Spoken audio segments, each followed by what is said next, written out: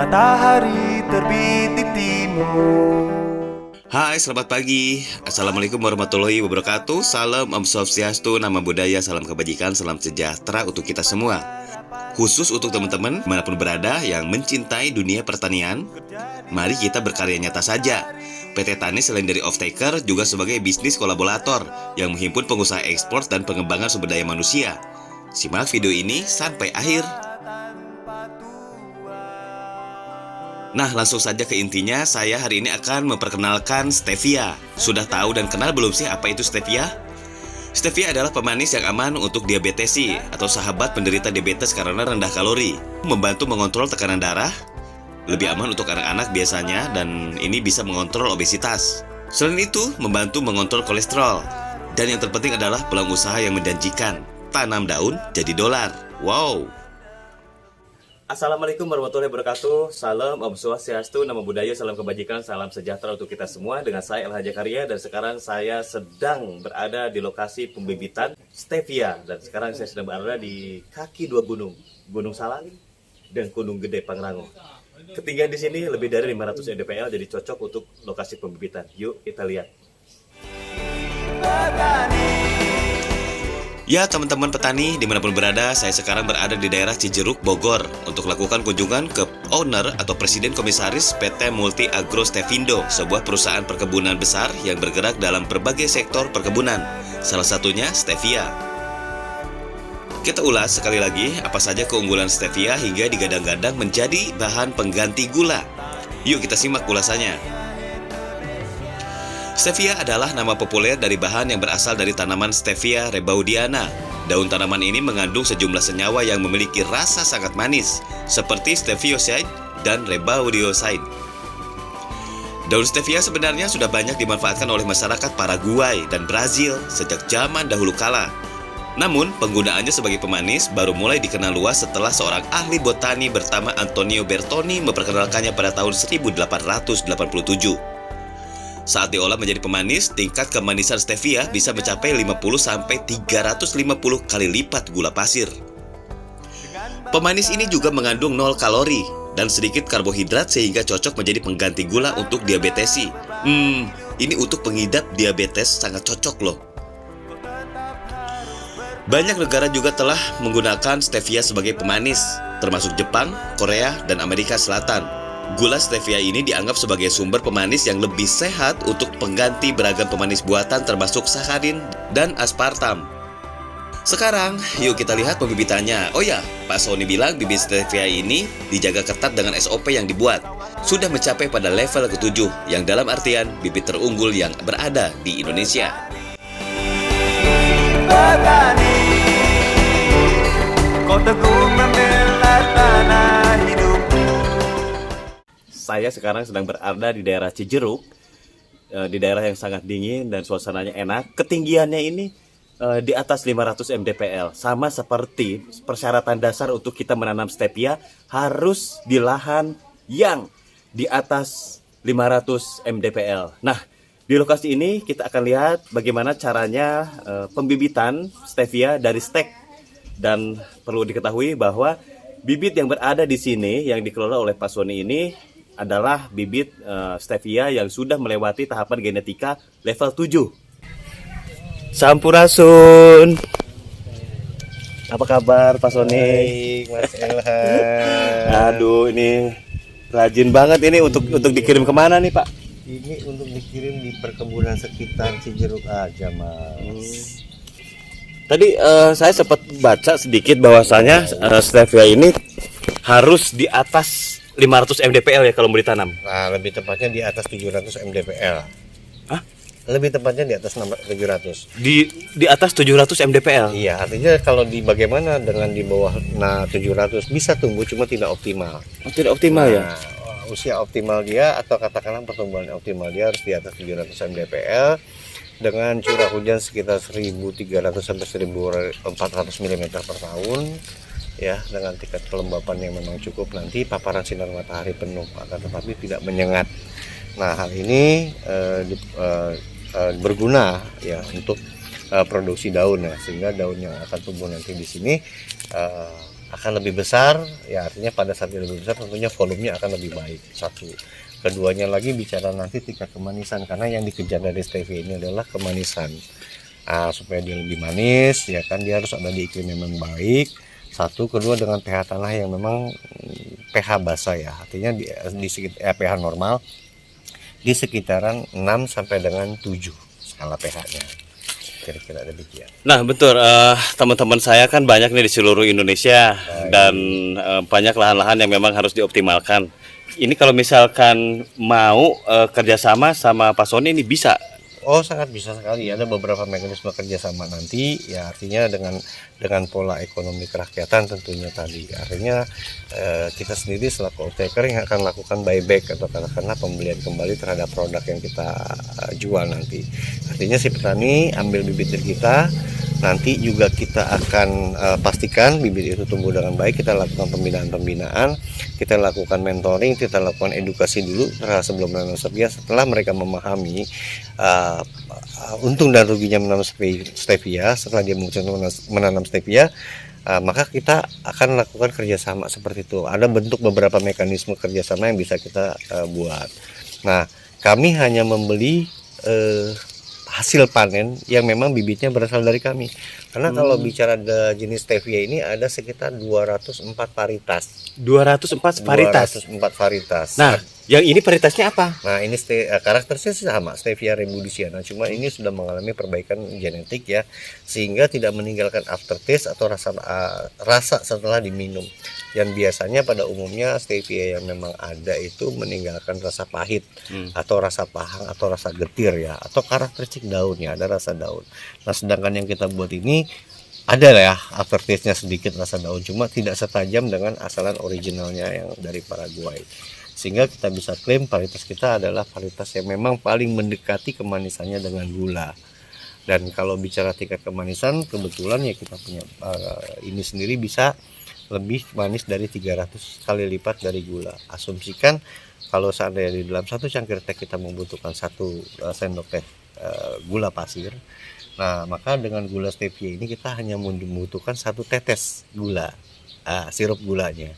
Dengan metode paling sederhana, penyulingan paling sederhana, ini bisa menjadi prospek substitusi gula untuk Indonesia di kedepan harinya. Nah terus kalau boleh tahu, ini salah satu kan ini kan pengganti gula ya, bisa dikatakan betul. pengganti gula. Dan untuk kesehatan sendiri stevia ini gimana nih untuk kesehatan? Ini yang membedakan dengan gula tebu. Kalau gula tebu itu manis, ada rasa manis ya, tetapi ada efek jangka panjang apabila dikonsumsi. Dan Indonesia ini adalah peringkat kelima penderita diabetes sedunia dan peringkat 1 kematian akibat diabetes. Oh berarti orang yang diabetes konsumsi pemanis dari stevia itu lebih bagus? Aman, sangat aman. Kenapa? Karena dia zero kalori. Pemanisnya bukan dihasilkan oleh sukrosa dan laktosa, tetapi pemanisnya dihasilkan dari stevioside dan rebudisiana itu sendiri. Sehingga ini aman untuk penderita diabetes dan aman untuk penderita jantung. Sejauh yang saya ketahui berdasarkan literatur atau jurnal yang sudah dikeluarkan oleh beberapa institusi di luar negeri, baik itu jurnal dikeluarkan untuk sains, botani atau medis. Nah, sudah ada beberapa temuan-temuan yang artinya mengindikasikan gula ini bisa dikonsumsi untuk menderita diabetes dan jantung. Yang sangat baik. Bentar, ini ada satu pertanyaan menggelitik saya. Dimana kan kawan-kawan saya di seluruh Indonesia banyak nih, Pak Sony. Betul. Dan kalau lahan di atas 700 mdpl itu, iya, insya Allah banyak juga. Baik. Kelompok taninya sudah siap juga. Siap. Nah, cara kerjasamanya gimana sih yang gampang? Ada beberapa mekanisme. Pertama, pembeli bisa membeli langsung bibit dari kita, ya. Berapapun yang jumlahnya kita akan layani untuk pembelian bibitnya. Nah, setelah petani menanam, ya nanti ada usia optimalnya. Kapan usia atau optimalnya? Dia setelah tanam 40 hari dia bisa panen. Kenapa? Bentar, izin potong, sorry. Setelah ini ditanam, Betul. 40 hari bisa panen? Langsung panen. Nah, cuma tidak optimal, artinya jumlah atau kuantitinya belum sesuai kalau kita bicara tentang produktif, ya belum. Okay. Nah, ini yang membedakan stevia dengan komoditi lainnya. Kalau kita bertani stevia, setelah kita tanam, maka dia akan terus tumbuh. Setelah kita panen, dia akan tumbuh sampai dengan usia 6 tahun. Artinya replantingnya 6 tahun yang akan datang. Wow, jadi hari ini tanam 6 tahun kemudian itu baru ganti? Baru ganti. Sisi pendapatannya? Nah, kalau kita bicara akumulasi pendapatan, kita asumsikan begini, kita analogikan kalau seumpama kita menanam dengan jumlah 1 hektar, 1 maka hektar. kita butuh bibit stevia ini sebanyak kurang lebih 40 sampai dengan 60 ribu pohon, ya. 40 sampai 60 ribu 60 pohon ribu untuk 1 hektar. Untuk 1 hektar. Kita asumsikan demikian. Nah, setelah kita tanam 40 hari kemudian kita sudah bisa memetik daunnya. 40 hari kemudian panen. Panen, cuma belum optimal. Kapan usia optimalnya? 1 tahun kemudian, karena rumpunnya ini sudah mulai banyak, dia tumbuh dari bawah. Ya seperti hal lain kayak padi, dia akan pecah-pecah segitu sehingga rumpunnya akan lebih membesar. Nah, setelah rumpunnya membesar akan banyak daun di ketinggian sekitar kurang lebih 30 sampai dengan 40 cm. 40 hari setiap 40 hari kita panen, dan setiap asumsikan dalam satu hektar itu kita dengan jumlah rata-rata pohon itu 60 ribu. Kita asumsikan lagi 1 hektar itu kita bisa panen sekitar 20 ton basah. 20 ton basah.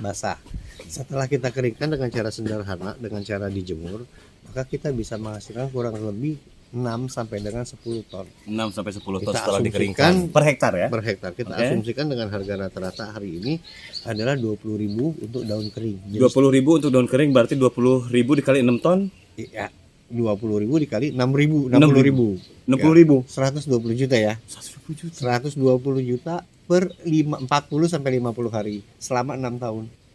Gitu. Artinya kalau kita bicara prospek budidayanya jauh lebih menguntungkan dari budidaya hortikultura lainnya. Cuma kenapa belum dibidik? Pertama memang terkendala dengan perbanyakan bibitnya ini Nah, sendiri gitu. Saya sempat dengar nih ketika sharing dengan beberapa yang petani yang bekerja kepada Pak Sony, katanya jangan banyak tangan ini. Betul, artinya kalau penanganannya begini, maksudnya jangan banyak tangan, artinya handling ya. Karena apa? Karena stevia ini cukup rentan ya. Artinya kalau perbanyakan melalui kultur jaringan pun biasanya hanya tenaga-tenaga yang sudah ahli yang bisa melakukan pecah kultur jaringan. Artinya kita lakukan perbanyakan dengan lakukan pecah kultur jaringan atau dengan sanding atau dengan stek apapun itu, artinya harus dilakukan oleh tenaga yang memang ahli dan memang membidangi gitu. Satu, kedua apa? Ya memahami dulu karakteristik tanaman stevia ini tadi, seperti halnya kita menanami petani padi memahami padi. Artinya lakukan juga perbaikan-perbaikan terhadap unsur hara tanah, ya kan. Artinya harus bisa memanipulasi air, ya itu yang kita perlu lakukan. Oke, menarik sekali. Jadi buat teman-teman, saya membuka peluang karena ini Pak Sony adalah sebagai komisaris utama Insya Allah, PT? betul. Multi Agro Stevindo. Multi Agro Stevindo, dan saya sebagai komisaris utama PT Tani Tera Salemba Agroniaga Integrasi. Saya pikir ini kerjasama yang bagus. Kalau melihat dari potensi bisnisnya selama 40 hari per hektar itu mendapatkan sekitar 120 juta untuk panen pertama ya. Betul demikian. Nah, selanjutnya bisa sampai angka 200 bahkan 250 juta per hektar tergantung tumbuh kembangnya tanaman stevia ini. Makanya harus dengan matahari yang langsung tapi tidak panas. Betul, Disitulah demikian. ada ketentuan lahan-lahan yang bisa optimal untuk ditanami oleh stevia adalah di atas 700 mdpl. Iya. Nah, buat teman-teman yang mau bersinergi bersama PT Tani, yuk kita sama-sama sinergi dan kolaborasi. Anda siapkan petaninya, dan ada sedikit bocoran.